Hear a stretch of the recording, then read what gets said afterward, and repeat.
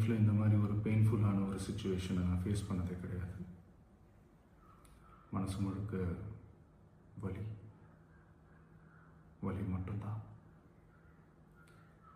இந்த சுற்றுச்சூழல்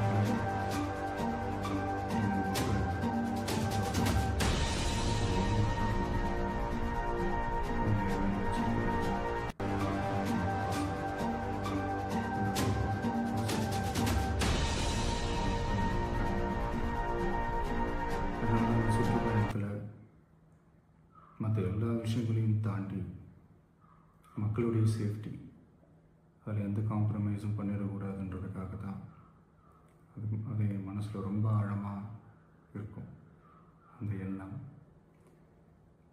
அதனால தான் இந்த அரசியல் காரணங்கள் எல்லாத்தையும் தவிர்த்துட்டு ஒதுக்கி வச்சுட்டு மக்களுடைய சேஃப்டி மட்டும் மைண்டில் வச்சுக்கிட்டு அதுக்கான இடங்களை சூஸ் பண்ணுறது, அதுக்கான இடங்களை பார்த்து பெர்மிஷன் கேட்குறது, போலீஸ் டிபார்ட்மெண்ட்டில் அதை ரிக்வெஸ்ட் பண்ணி கேட்போம்.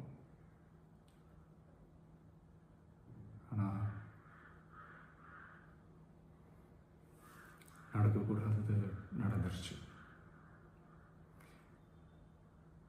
ஆனால் மனுஷன் தானே, அந்த நேரத்தில் அத்தனை பேர் பாதிக்கப்பட்டு இருக்கும்போது எப்படி அந்த ஊரை விட்டுட்டு என்னால் கிளம்பி வர முடியும்? நான் திரும்ப அங்கே போகணும்னு இருந்துச்சுன்னா அதை ஒரு காரணம் காட்டி அங்கே வேறு சில பதட்டமான சுச்சுவேஷன்ஸ், வேறு சில அசம்பாவிதங்கள் அந்த மாதிரி எதுவும் நடந்துடக்கூடாதுன்றதுக்காக தான் நான் அவாய்ட் பண்ணேன். இந்த நேரத்தில் சொந்தங்களை இழந்து தவிக்கிற அத்தனை குடும்பங்களுக்கும் என்னுடைய ஆழ்ந்த இரங்கலை தெரிவிச்சுக்கிறேன். எனக்கு தெரியும், என்ன சொன்னாலும் இது ஈடையாகாதுன்னு எனக்கு தெரியும். ஹாஸ்பிட்டலில் ட்ரீட் பண்ணிகிட்ருக்கிற எல்லாருமே சீக்கிரமாக க்யூர் ஆகி வரணுன்றதை இந்த நேரத்தில் நான் வேண்டிக்கிறேன். கூடிய சீக்கிரமே உங்கள் எல்லாரையும் நான் சந்திக்கிறேன். இந்த நேரத்தில் எங்களுடைய வலிகளை, எங்களுடைய நிலைமையை புரிஞ்சுக்கிட்டு எங்களுக்காக பேசின அரசியல் கட்சிகளை சார்ந்த நண்பர்கள், தலைவர்கள் அனைவருக்கும் என்னுடைய நன்றியை தெரிவிச்சுக்கிறேன். கிட்டத்தட்ட ஒரு 5 மாவட்டத்துக்கு பிரச்சாரத்துக்கு போனோம். இந்த மாதிரி எதுவுமே நடக்கல. ஆனால் கரூரில் மட்டும் ஏன் எப்படி நடக்குது, எப்படி நடக்குது? மக்களுக்கு எல்லா உண்மையும் தெரியும். மக்கள் எல்லாத்தையும் பார்த்துக்கிட்டு இருக்கிறாங்க. கரூரை சேர்ந்த அந்த மக்கள் அந்த உண்மையெல்லாம் வெளியில் சொல்லும்போது எனக்கு கடவுளே நேரில் வந்து இறங்கி அந்த உண்மைகள்லாம் சொல்கிற மாதிரி எனக்கு தோணுச்சு. சீக்கிரமே எல்லா உண்மைகளும் வெளியில் வரும்.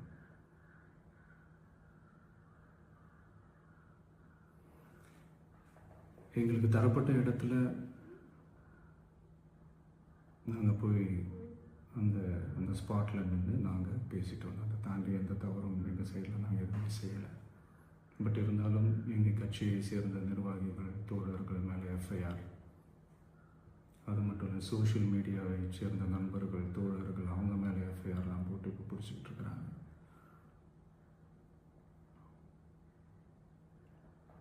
சிஎம் சார், உங்களுக்கு ஏதாவது இந்த பழி வாங்கணும் அப்படின்ற எண்ணம் ஏதாவது இருந்துச்சுன்னா என்ன வேணாலும் பண்ணுங்க. அவங்க மேலே கை வைக்காதீங்க. நான் ஒன்று வீட்டில் இருப்பேன், இல்லை நான் ஆஃபீஸில் இருப்பேன். என்ன வேணாலும் செய்யுங்க. நண்பர்களே, தோழர்களே,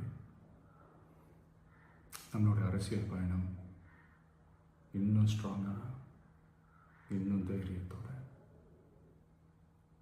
கண்டினியூ ஆகும்.